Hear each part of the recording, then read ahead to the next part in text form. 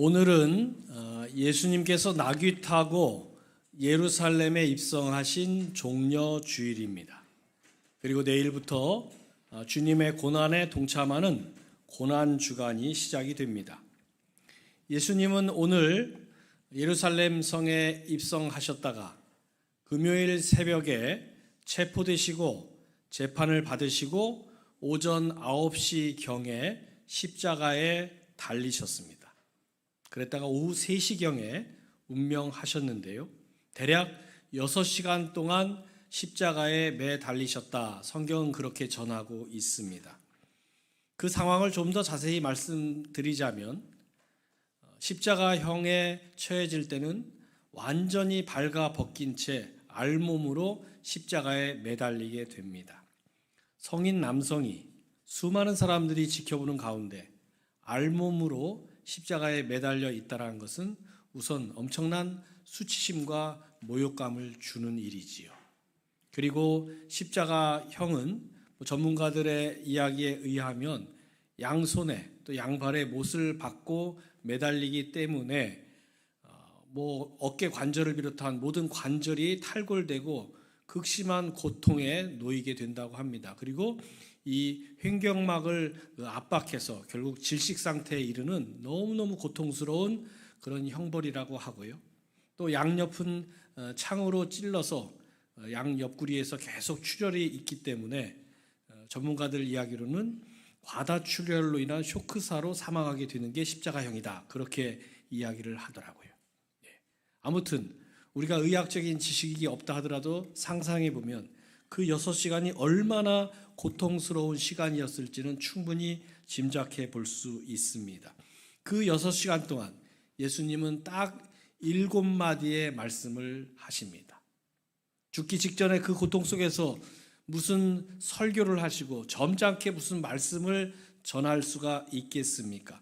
하지만 그 외마디에 비명과도 같은 말씀 7마디가 너무나 귀하기 때문에 우리는 그 말씀을 가상칠언, 십자가상에서 행하신 말씀 7가지 그렇게 이름을 붙입니다.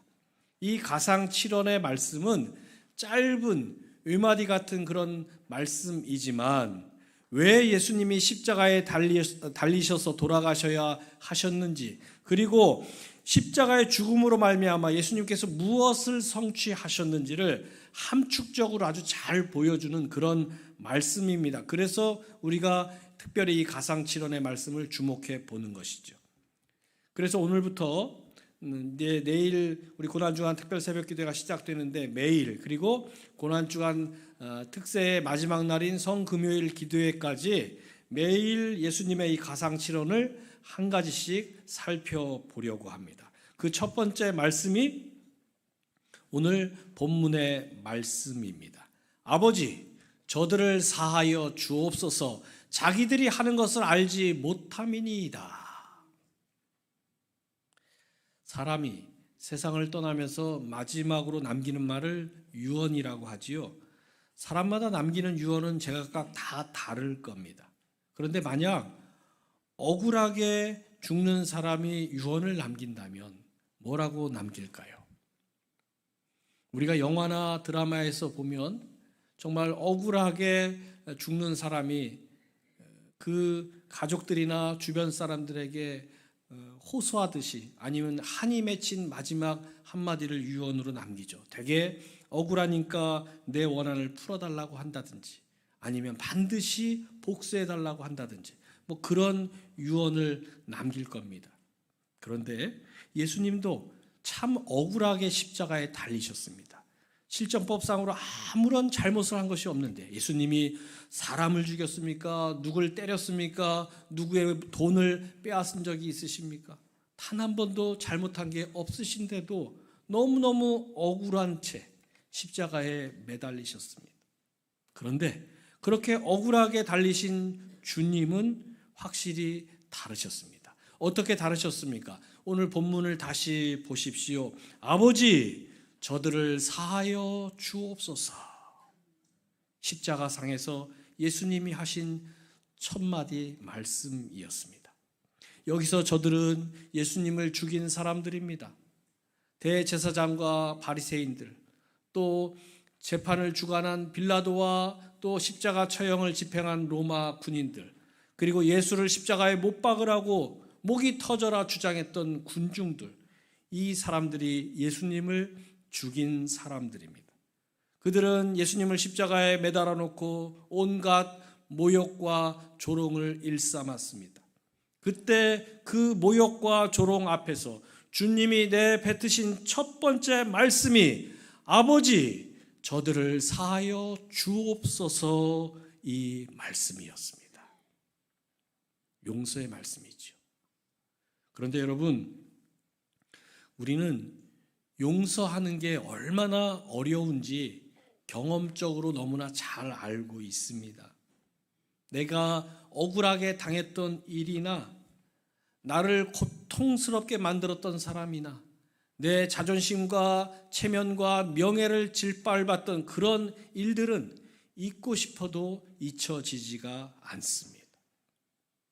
어떤 상황이 되거나 그 사람을 다시 만나게 되면 잊은 줄 알았는데 그 기억이, 그 감정이 다시 살아나고 그로 인해서 내 안에서 분노와 증오가 다시 살아나는 것을 경험할 때가 있습니다. 다 잊은 줄 알았는데, 다 지나간 줄 알았는데 그게 아니었습니다.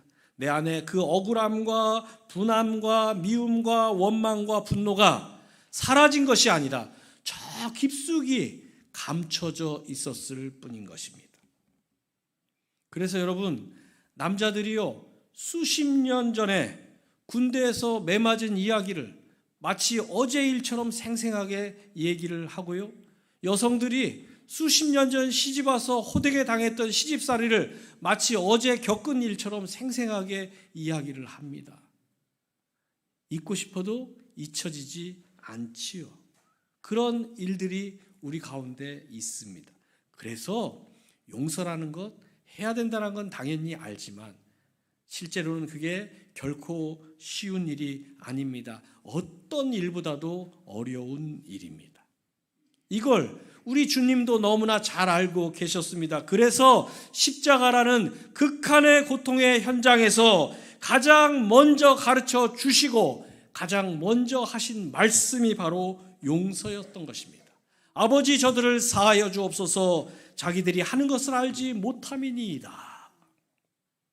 여러분, 주님은 왜 그 많고 많은 일들 가운데 십자가상에서 마지막으로 전하실 말씀이 얼마나 많이 있었겠습니까? 이제는 잠시 후면 더 이상 말할 기회가 없을 텐데, 하고 싶은 말씀이 참 많았을 텐데도 왜 가장 먼저 용서를 가르쳐 주셨습니까?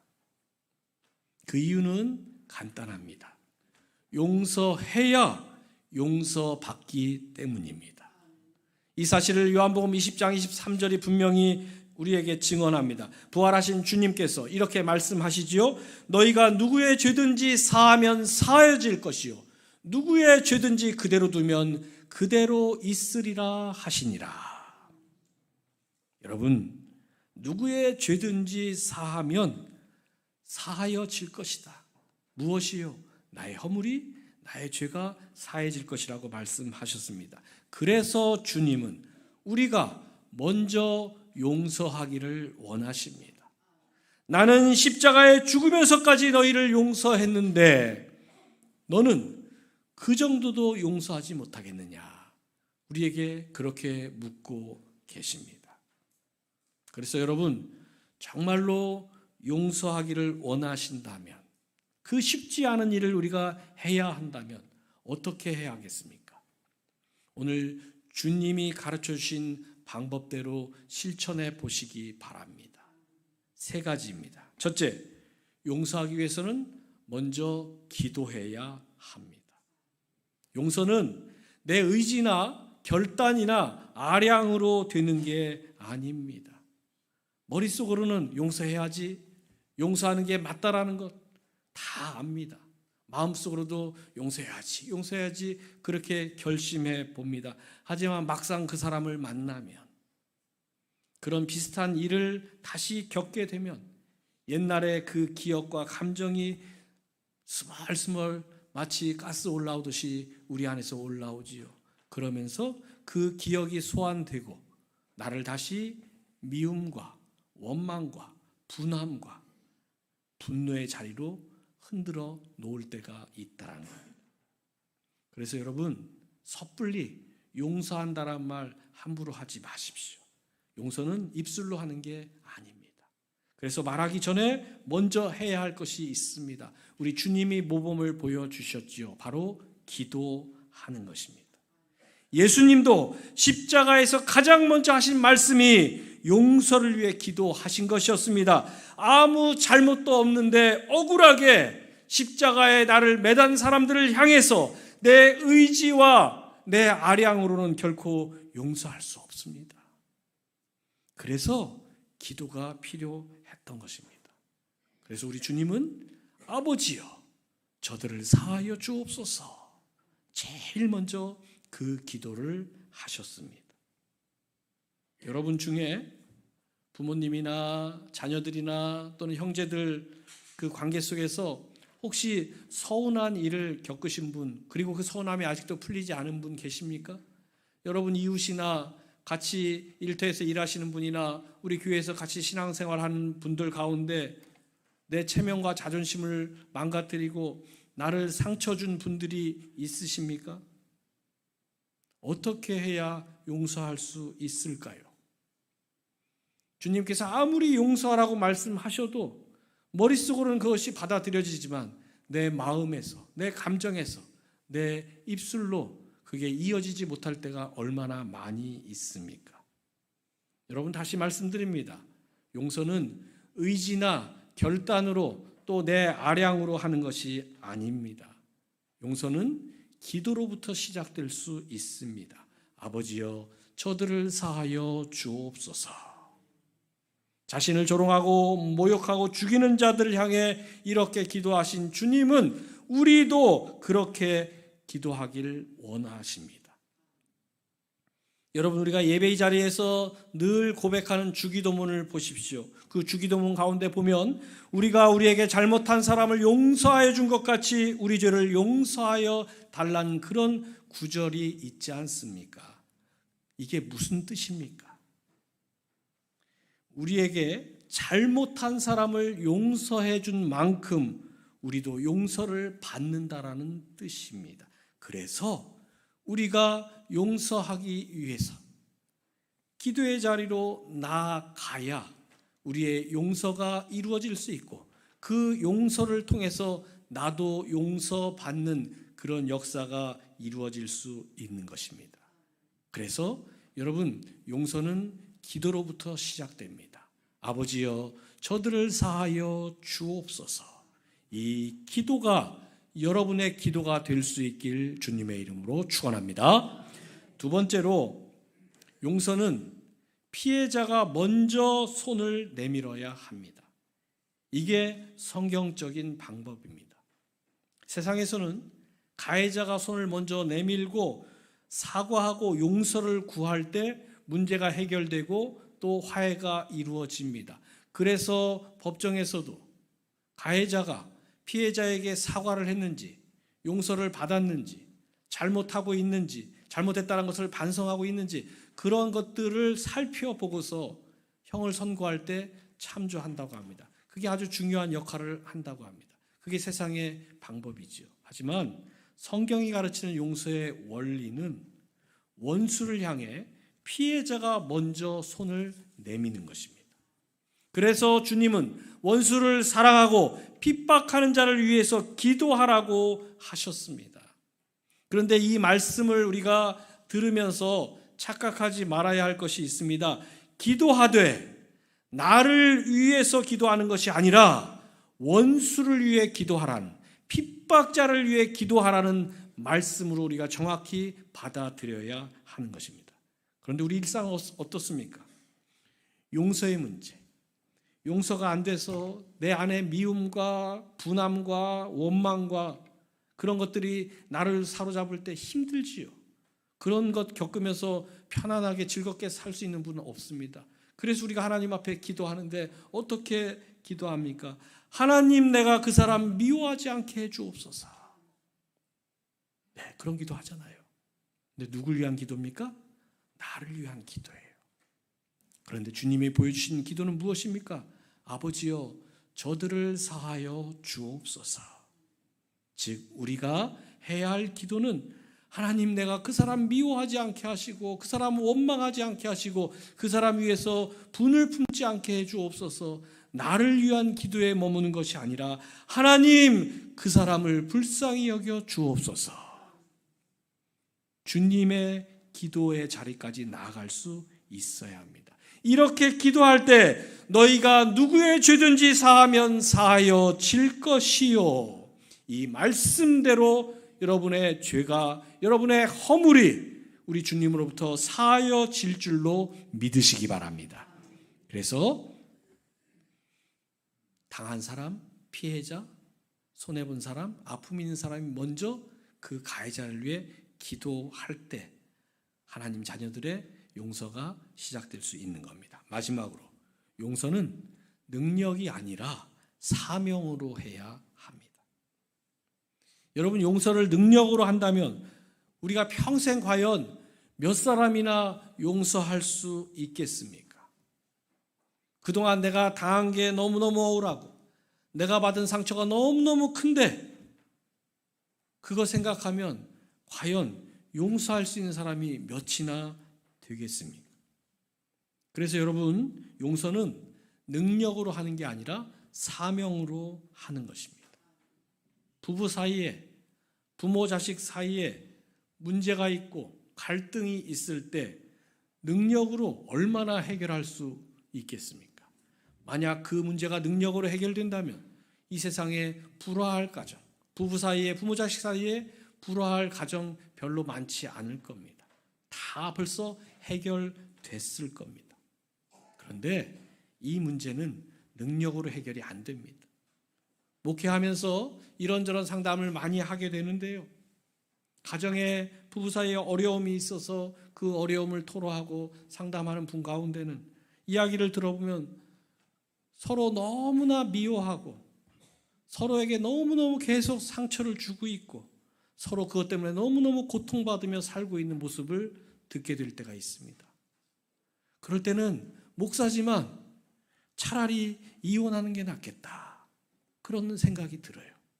하지만 목사이니 이혼하라는 말을 차마 어떻게 하겠습니까?